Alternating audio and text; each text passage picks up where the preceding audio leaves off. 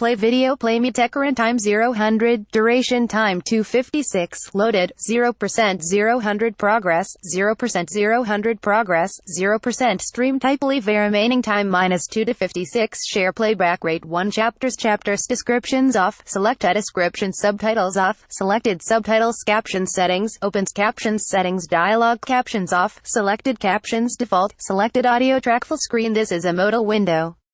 Close modal dialog. This is a modal window. This modal can be closed by pressing the escape key or activating the close button. Close modal dialog. This is a modal window. This modal can be closed by pressing the escape key or activating the close button.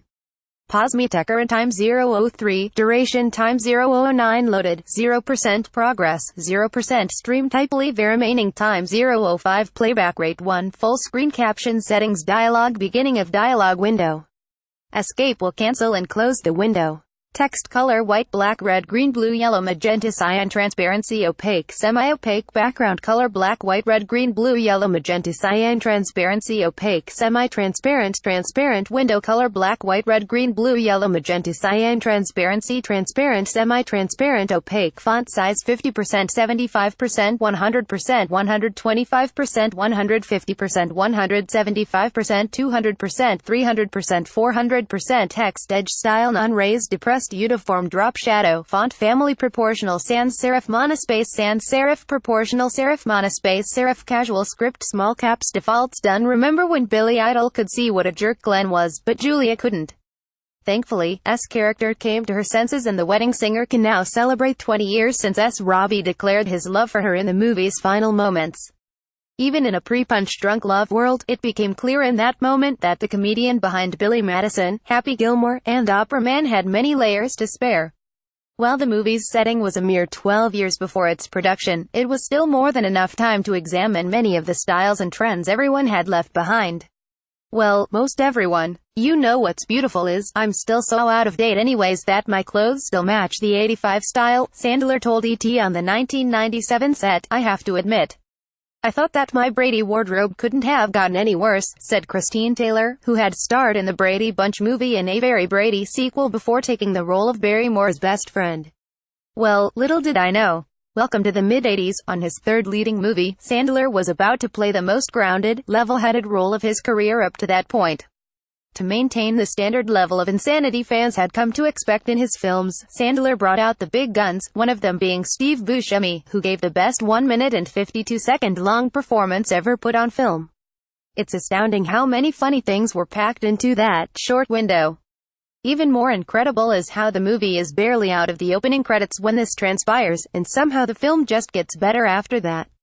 Equal parts sweet and side-splitting, The Wedding Singer had an unusually impressive screenwriting brain trust to showcase Sandler's vulnerable side. This is one of the best scripts I've ever read in my whole life. We have Tim Herlihy and Carrie Fisher and Judd Apatow writing it. That's the most brilliant combination you could have for a screenplay, Barrymore told E.T. That's right, Princess Leia had a hand in writing The Wedding Singer. Among the late Carrie Fisher's many hats was as a script doctor, which included uncredited work on Hook, Sister Act, and Scream 3. Apatow also lent some jokes to Happy Gilmore, most notably for the movie's epic. On Saturday Night Live, we were always trying to come up with a way for me to be a wedding singer, said Sandler. Having written jokes for Sandler's stand-up act while they both attending NYU, Herlihy is one of his oldest collaborators and the former SNL head writer has co-scripted 11 movies for the star. While The Wedding Singer established Sandler as a leading man, the film also marked a pivotal moment in Barrymore's life and career. Fresh off her infamous performance in Scream, it was a period of reflection for the third-generation actress. The other day I was on the Oprah Winfrey Show, actually, and that to me is sort of an epitome of doing something right in your life, said Barrymore.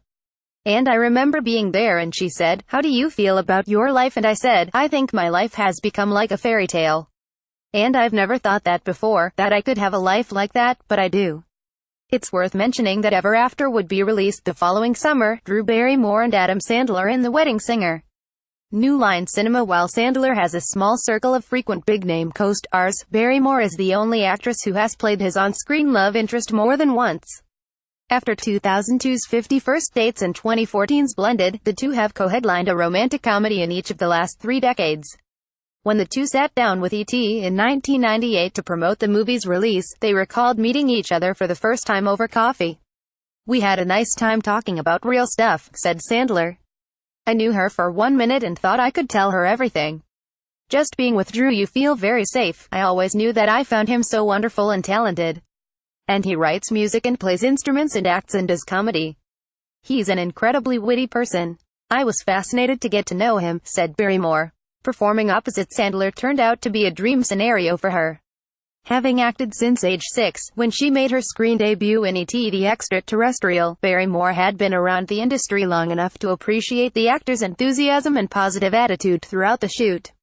With microphones and guitars always nearby for the film's multiple wedding scenes, Sandler was known for keeping momentum up on 12-hour days and making his co-star laugh. "Drew gets the giggles, and who can tell Drew to stop laughing," said Sandler. Barrymore added, "It was so nice because I think the important thing is the experience and to have a wonderful experience.